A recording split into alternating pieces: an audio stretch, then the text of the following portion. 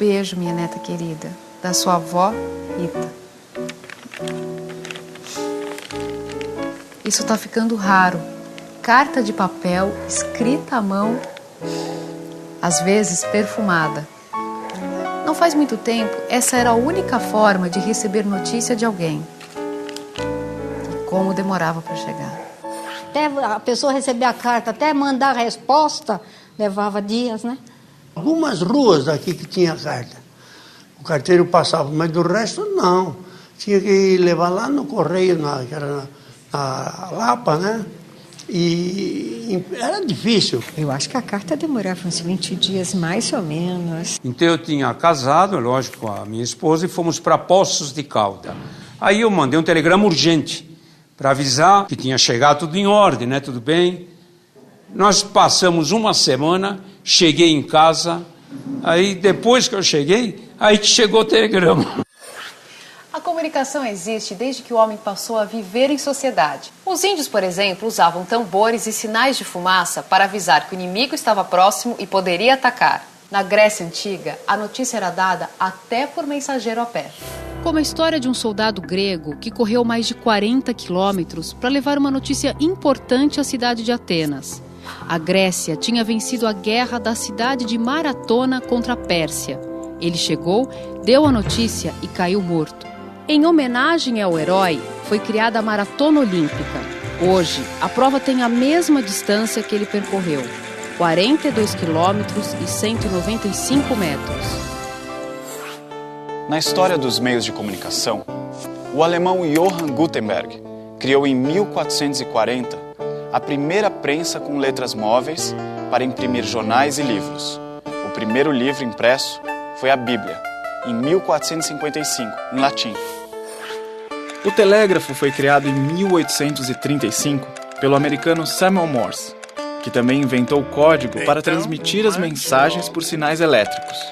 Ele vai ler isso? Não, ele vai receber por escrito. Em 1876, o escocês Alexander Graham Bell conseguiu o registro de um aparelhinho que podia transmitir sons por meio de sinais elétricos, o telefone. Ele nem sonhava que muito tempo depois, 5 bilhões de pessoas no mundo teriam um telefone portátil.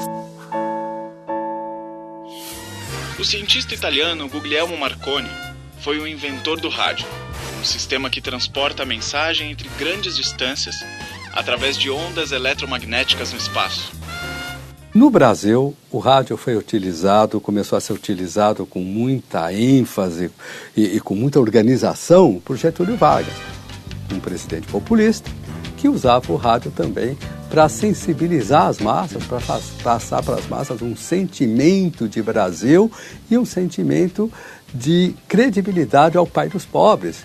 Então, o Getúlio Vargas fazia seus grandes discursos também, até em campos de futebol, transmitia esses discursos para toda a população brasileira, através da Rádio Nacional, e com isso ele criou, de alguma forma, junto com uma programação de lazer, de novelas, de música, de publicidade, de jingles e muita informação política, ele acabou criando um sentimento muito interessante nacional, criou uma rádio que era o centro de tudo, a Rádio Nacional do Rio de Janeiro, tinha auditório, ela fazia transmissões esportivas, enfim, era o grande elemento de lazer da população brasileira. E é importante dizer que nesses anos 30, 40, o rádio acaba indo para a sala de estar.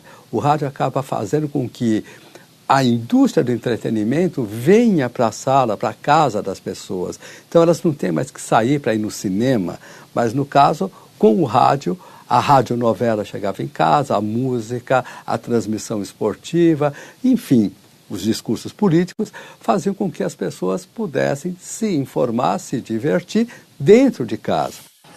Um dia, a caixinha que só falava ganhou imagens. O mundo começou a entrar na nossa casa via satélite. A televisão inaugurou a era eletrônica e do poder da informação. Jogos Olímpicos de 1936 na Alemanha foram transmitidos e deram destaque ao nazismo de Adolf Hitler. 20 de julho de 1969. O mundo viu pela televisão e ao vivo as imagens do primeiro homem a pisar na Lua. Era Neil Armstrong, o astronauta americano da missão Apollo 11. Após a Segunda Guerra Mundial, o mundo ficou praticamente dividido, né? De um lado a União Soviética, do outro lado os aliados, Estados Unidos, Inglaterra, França, enfim. E iniciou-se não mais uma guerra de armas, mas uma guerra fria, através da propaganda e contra-propaganda ideológica. Toda vez que nós temos situações de conflitos, guerras importantes, existe o desenvolvimento de novas tecnologias nas várias áreas, na área de comunicação, na área de armamento, enfim, na área de transporte. Então, as guerras, infelizmente, acabam impulsionando esse tipo de pesquisa por uma necessidade de dar soluções rápidas. Na área de comunicação, muitas das soluções que nós temos hoje, veículos de comunicação, acabaram sendo pensados e desenvolvidos a partir de situações de guerra. O Sputnik, primeiro satélite artificial, foi lançado pela União Soviética em 1957. Hoje, a órbita da Terra é ocupada por cerca de 2.700 satélites para transmitir telecomunicações, mapear cidades, observar o meio ambiente e prever as mudanças de clima, entre outras funções. Todas essas informações via satélite hoje passam por qualquer computador. Esse aparelho revolucionário foi uma ideia desenvolvida desde os anos 20 do século passado. Em 1946, o computador ENIAC, criado por cientistas norte-americanos, era 1000 vezes mais rápido que os anteriores, mas pesava 30 toneladas. O computador veio substituir as antigas calculadoras mecânicas. Ele teve um grande impulso no seu desenvolvimento durante a Segunda Guerra, para ajudar a cálculo de trajetória de balas, de foguetes, de coisas desse tipo. Mas, devido à versatilidade que o equipamento apresentava, rapidamente migrou para aplicações comerciais e depois para aplicações genéricas. O microcomputador, para uso individual, apareceu em 1975. Atualmente, o computador, na verdade, entrou dentro dos equipamentos em geral. Então, o seu micro-ondas tem um computador lá dentro, a sua televisão tem um microcomputador lá dentro, o seu telefone tem um microcomputador lá dentro. Então, o computador, de alguma forma, contaminou, né, para o bem, todos os equipamentos de nosso uso geral. E como esses equipamentos tendem a falar entre si, esses equipamentos em breve estarão todos conectados, como já acontece com as pessoas via redes tipo internet. Então, o computador é, digamos, a nossa ligação, tanto no mundo humano, onde as pessoas se comunicam, como no mundo das máquinas.